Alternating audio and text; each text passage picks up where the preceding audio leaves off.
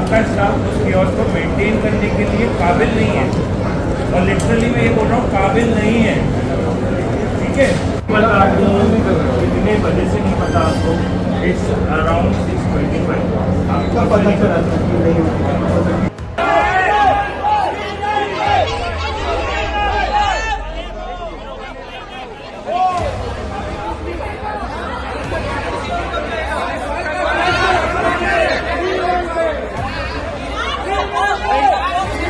Sir, एक general बहुत परेशानी है जिस पे आप भी सहमत होंगे मेरी बात से। सर, एक एयरलाइंस इंडिगो की 500 से ज़्यादा फ्लाइट्स कल कैंसिल हुई, परसों कैंसिल हुई, नर्सों कैंसिल हुई। मैं औचित्य का प्रश्न उठा रहा हूँ, औचित्य का प्रश्न जुड़ा हुआ सबसे है। आज फ्राइडे है, बहुत से मेंबर्स जाना चाहेंगे, तो ये जुड़ा हुआ इस सदन से है, सदन के औचित्य से जुड़ा हुआ प्रश्न है। ये कोई ऐसा सवाल नहीं है। सीधी सी बात मेरी एक है कि फ्राइडे को बहुत से शेड्यूल लोगों ने ले रखे, हमारे मेंबर्स जाएंगे, मंडे को लौटेंगे, संडे को लौटेंगे। इस समय एक फ्लाइट को पूरी तरीके से मोनोपोली कर देने की वजह से ये समस्या उठी है। मैं सिर्फ आपसे एक आग्रह करूंगा कि आप मिनिस्टर कंसर्न जो हैं, जिन्होंने जो रूल बनाए, जिसकी वजह से ये कठिनाई हो रही है, अवगत करा दें सदन को कि समस्या का समाधान कब तक हो जाएगा। क्या सरकार कोई प्रयास कर रही? मैं कोई ऐसा प्रश्न उठा रहा हूं जिसमें कोई असुविधा हो किसी को, और ये सीधे सदन के सदस्यों से जुड़ा हुआ है जिनको आज जाना है। इंडिगो ने पिछले 2 दिनों में करीब 500 उड़ानों को रद्द कर दिया है, जिससे सैकड़ों यात्रियों को मुश्किलों का सामना करना पड़ा। ये मुद्दा शुक्रवार को राज्यसभा में भी उठा।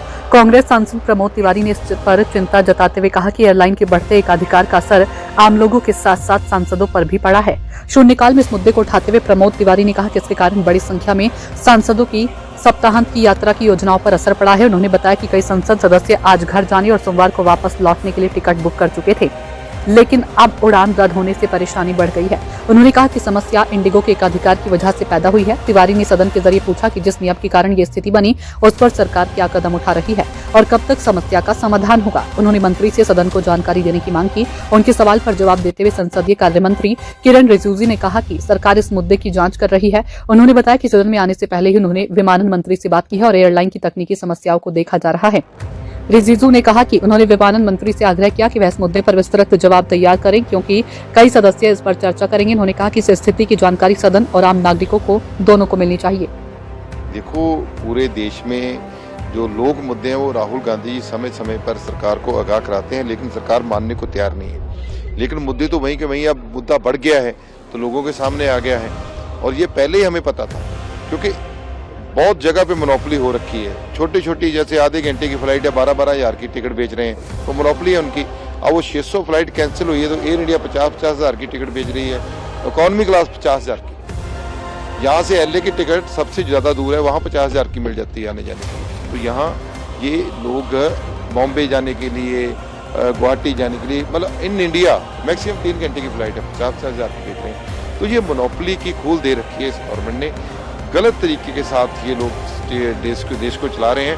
पहले भी हमने ये देखो, पहले इंडिगो और एयर इंडिया ने दोनों ने मोनोपोली कर ली।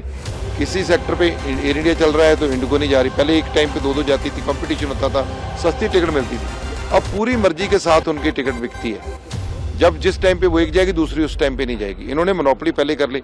अब हो सकता है इनमें कोई गड़बड़ हुई हो, लेन देन की गड़बड़ होगी, और यहाँ क्या गड़बड़ होती है। अब वो इंडिगो को तंग कर दिया, अब 600 फ्लाइट उसकी कैंसिल होगी।